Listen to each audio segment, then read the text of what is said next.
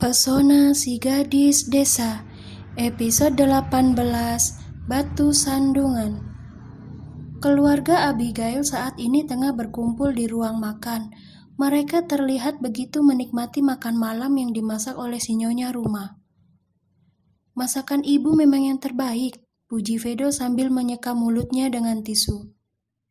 "Hei, beraninya kau memuji wanitaku," tegur Mateo sambil berpura-pura hendak melemparkan sendok ke arah putranya. "Cari istri sendiri, jangan mengganggu istri orang."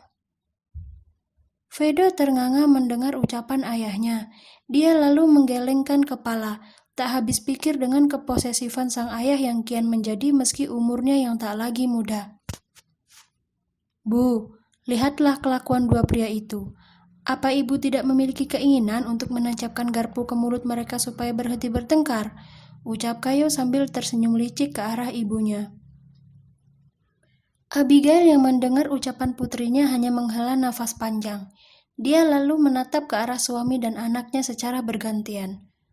Entahlah, terkadang Abigail sampai pusing sendiri menghadapi sikap keduanya yang selalu bertengkar seperti anak kecil. Baik Vedo maupun Mateo, mereka sama-sama tak ada yang mau mengalah. Terlebih lagi jika itu menyangkut dirinya, kedua pria tersebut pasti akan selalu bersitegang. "Jangan memprovokasi ibu, Kai. Aku dan ayah bukan sedang bertengkar, tapi kami hanya sedang saling memuji masakan ibu dengan cara yang tak biasa," ucap Vedo membela diri. "Betul, kali ini ayah setuju denganmu, Ved," sambung Mateo ikut menimpali. Setelah itu dia menoleh ke arah istrinya.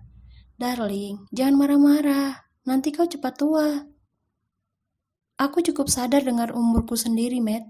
Tidak sepertimu yang kian menjadi saat umur hampir setengah abad," sahut Abigail. "Astaga, darling, kau kenapa begitu terus terang saat menyebut kalau aku sudah tak muda lagi?" "Ah, tapi biar saja. Umur boleh setengah abad, tapi kekuatan mesin boleh dicoba. Aku bahkan masih sanggup membuatmu setengah pingsan saat berada di atas ranjang. Benar kan?" Vedo dan Kayo saling mencebikkan bibir saat mendengar ucapan mesum sang ayah.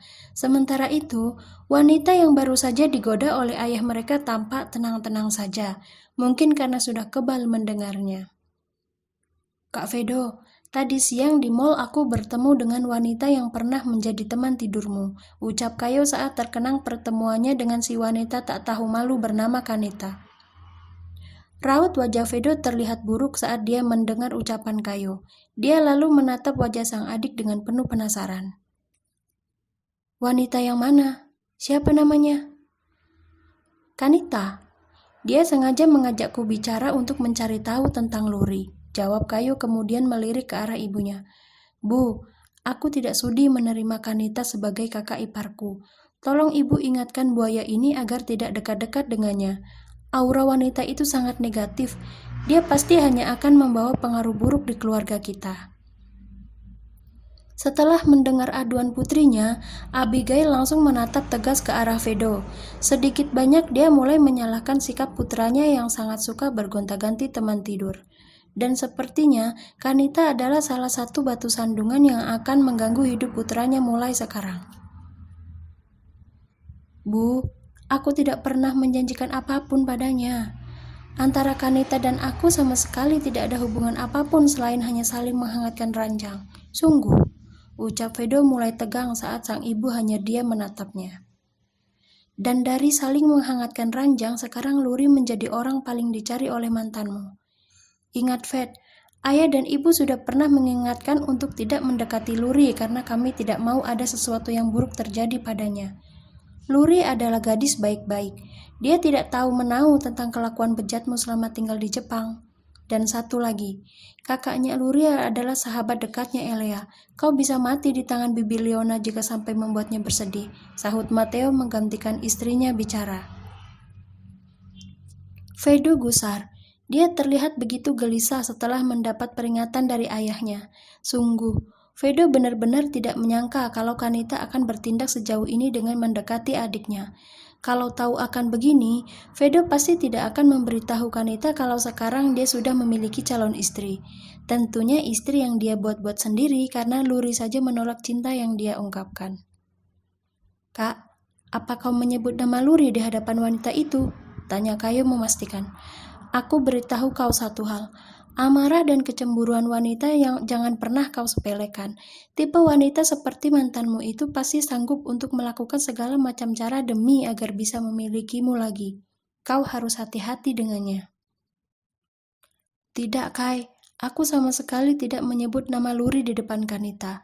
Harusnya sih dia tidak tahu di mana Luri tinggal, jawab Vedo seraya menepuk keningnya. Astaga, kenapa aku bodoh sekali sih? Kanita benar-benar tidak tahu malu. Padahal kemarin pagi aku sudah mengingatkannya untuk jangan mendekatiku lagi. Kenapa dia bebal sekali sih?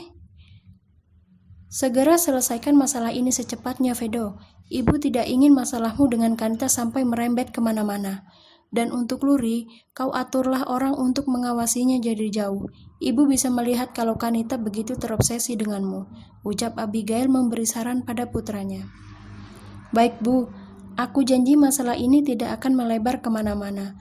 Dan untuk Luri, aku jamin Kanita tidak akan bisa menyentuhnya, sahut Vedo kemudian pamit untuk masuk ke kamar.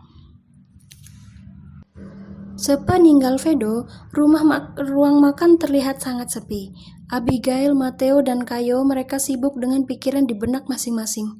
Kanita adalah putri tunggal dari keluarga yang sangat terpandang. Rasanya akan sedikit canggung jika mereka harus mempunyai masalah dengan keluarga itu. Ayah, Ibu, jika Kanita tetap tidak mau berhenti mengacaukan hidup Kak Vedo bagaimana? Tanya Kayo setelah terdiam cukup lama. Maka ibu yang akan turun tangan langsung. Seterhormat apapun keluarganya, jika berani menyentuh kebahagiaan keluarga kita, maka ibu tidak akan tinggal diam. Di sini kakakmu tidak sepenuhnya bersalah. Kanita saja yang terlalu terbawa perasaan, makanya dia jadi menggila seperti ini, jawab Abigail. Dia kemudian memberi nasihat untuk putri bungsunya. Kayo, jangan pernah sekalipun kau mencontoh perilaku kakakmu dengan Kanita. Jika ibu sampai tahu kau bermalam dengan Jackson, ibu bersumpah akan memasungmu sampai tua. Ingat sayang, pria yang baik adalah pria yang mau menjaga kehormatan wanitanya, bukan malah merusaknya hanya demi kesenangan sesaat. Jadilah wanita yang penuh wibawa dan kehormatan sampai di mana kau resmi menjadi istri orang. Paham? Paham, Bu. Aku janji tidak akan pernah melakukan sesuatu yang hina sebelum Jackson resmi menjadi suamiku. Lagi pula kami juga menjalin hubungan jarak jauh. Rasanya sedikit mustahil kalau aku dan Jackson bisa melakukan hal-hal yang tidak senonoh. Siapa bilang jarak yang jauh tidak bisa membuat seseorang melakukan hal seperti itu, Kai? Ibu pernah membuktikannya sendiri, ucap Abigail menyindir pria yang duduk di sebelahnya. Disindir seperti itu oleh istrinya membuat Matteo tertawa puas. Ya, dia tentu belum lupa dengan cara yang dia lakukan untuk bisa menaklukkan istrinya yang dulu begitu anti pada sentuhan pria. Namun, dari Matteo jugalah akhirnya Abigail bisa sembuh dari trauma mendalam yang pernah dia rasakan.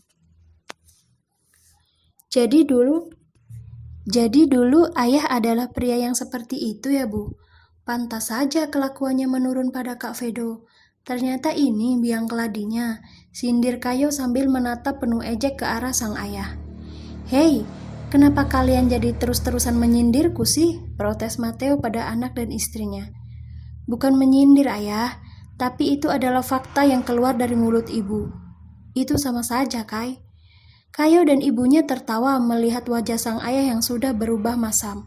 Mereka bertiga kemudian pergi ke ruang tamu untuk berbincang-bincang hangat. Sesuatu yang selalu mereka lakukan sebelum beristirahat di kamar masing-masing.